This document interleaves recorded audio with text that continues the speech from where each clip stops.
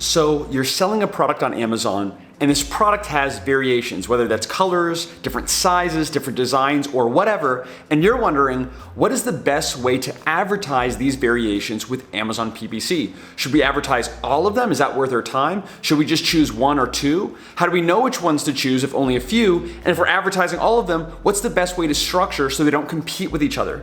Well, you're in luck because in this video, you are going to learn my updated strategy, which I believe is the absolute best and simplest way to advertise your variations with Amazon PPC to avoid cannibalization while also maximizing profit. And if you like this video, be sure to give it a thumbs up and consider hitting that red subscribe button on your screen to see more valuable Amazon PPC content every week. And with that being said, let's go ahead and get to it.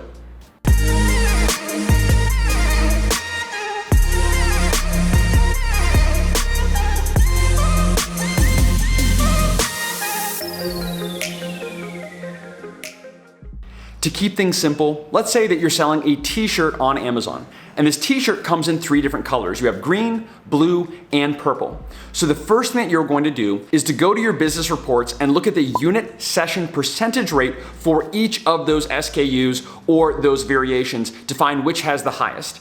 And if you're not familiar with unit session percentage rate, you don't know how to find it, I have a full video here on the channel showing you exactly how to do it. It's very fast and easy, and I'll leave that in the description section below. But basically, you want to see which of your variation converts the best. So not necessarily what variation is the best seller, but what is the best converting product that you're selling in this listing. And what you want to do is you're going to make that the star product with your Amazon PPC advertising. Basically, that's going to be your main product that you're going to be pushing out.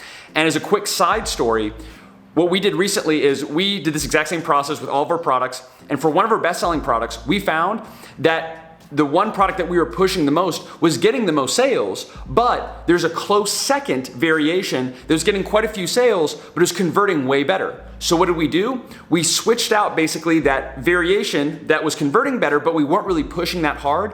And we just basically switched out the SKU in all of our existing campaigns for the one that we were currently advertising, and immediately our ACoS dropped and our total sales increased, our organic ranking increased. So super important to make sure that if you're pushing one of your variations, and I'll talk about how to push the other ones with Amazon PPC, is you want to make sure you're focusing the majority of your keywords and your higher competition keywords all focused on the highest converting variation. Now that you've selected your star product, go ahead and take all relevant keywords, literally every single relevant keyword that you have, and target it in exact, phrase, broad, as well as auto and ASIN or product targeting campaigns toward that one star product. Let's say in this example that our blue t-shirt is our star product. Well, then what do we do about the green and purple? Should we advertise them at all? The answer is yes, but in a very specific way. What I see a lot of sellers doing and kind of messing up is they'll basically, target the exact same keywords in the exact same way for all of their variations, which kind of creates this cannibalization that happens. So what you want to do is segment everything out. You have your star product. That's where the majority of your budget and spend is going to be, maybe 80%, even 90%. But it's still good to advertise the others. And what you'll do is take your keyword list that you have, in this case for the blue t-shirt, okay? So you have all those keywords. All you're going to do is take that exact keyword list, and at the end of each keyword, just add the word, a unique identifier. So in this case, it would be, the word green for green t-shirts, and then purple for purple t-shirts. For example, maybe you're targeting funny t-shirt for dad's blue, as well as funny t-shirts for dad or funny dad t-shirts, right? All of those are for your star product. For your green t-shirt, all it would be is, green funny t-shirt for dad, funny t-shirt for dad green, hyper focus for that specific variation to avoid overlap while still having a very high conversion rate with those keywords. Also, creating these what are called longer tail keywords will have a lower cost per click and it'll be easier to actually rank for. And in terms of product targeting, you'll follow the same strategy. So for your star product, there might be a lot of similar as well as complementary ASINs or products that you're targeting through sponsored products and sponsored display, headline search ads, etc. For your variations, what you want to make sure is still run ASIN targeting, but find very, very similar ASINs. So for example, maybe find just other green t-shirts to target with your green t-shirt, other purple t-shirts for your purple, while with your blue t-shirt, you're targeting blue t-shirts, and you're targeting other, let's just say general, funny dad mugs, funny dad ornaments, funny dad t-shirts, right? Other complementary products. So At the end of the day, it depends on each product, but in general, the majority of your keywords and your product targeting are gonna go toward your star and just be hyper-focused on all other variations. Now the question is, okay, Sumner, I get the overall strategy, but let's say I have 50 variations. Does it make sense to advertise all 50 or all 10 when you have all of these different color, design, and size variations? And the answer is, it's ultimately up to you, but here's how I would go about thinking about it. So keep in mind the 80-20 rule, that 20% of your variations are going to generate 80% of revenue and profit. So what I like to do in general is focus on the top 2 to 3 variations that either are currently or have the potential to generate the most sales. And if you don't have any sales data yet and you're like, well, Sumner, how do I choose a star product? How do I know what my top variations are? You'll have to rely on the consumer research that hopefully you've already done to this point, your review analysis, using PickFu to A/B test, or whatever else that you have, survey data.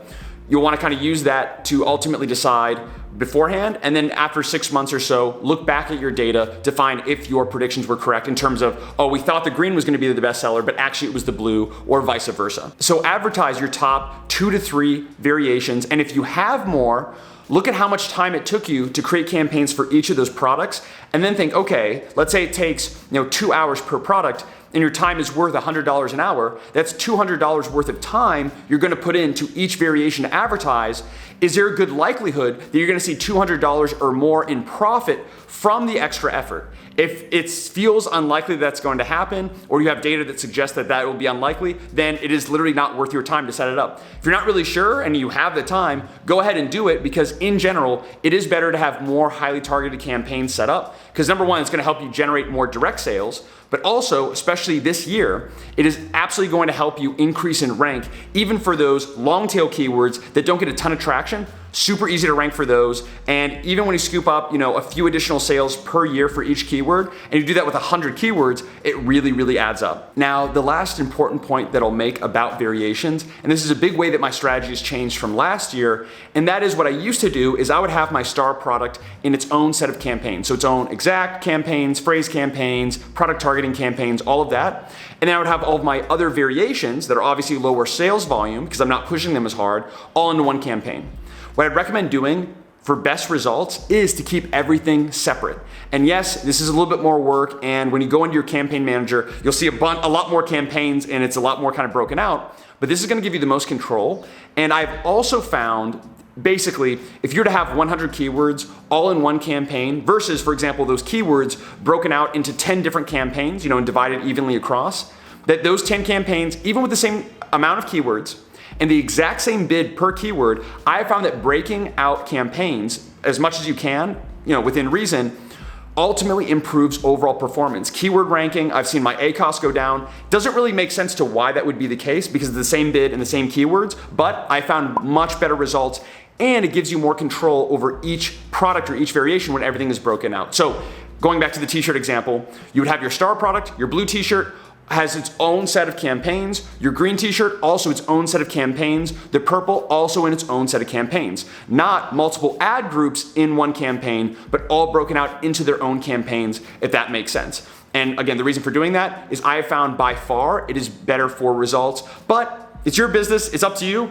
There's no right or wrong in how many variations to advertise. Maybe you just focus on one product because you're taking the 80-20 rule into account, whatever it might be. But hopefully this video was helpful in helping you navigate and figure out the best, simplest strategy to properly organize your variations with Amazon PPC. And if you would like to see my full recommended campaign list to set up to make sure that you're maximizing exposure with Amazon PPC and ultimately profitability, as well as my Amazon PPC bid calculator and a ton of other tools and templates, then be sure to check out our affordable and proven Amazon PPC course. A hefty discount will be given to you. Link along with everything else will be in the description section below.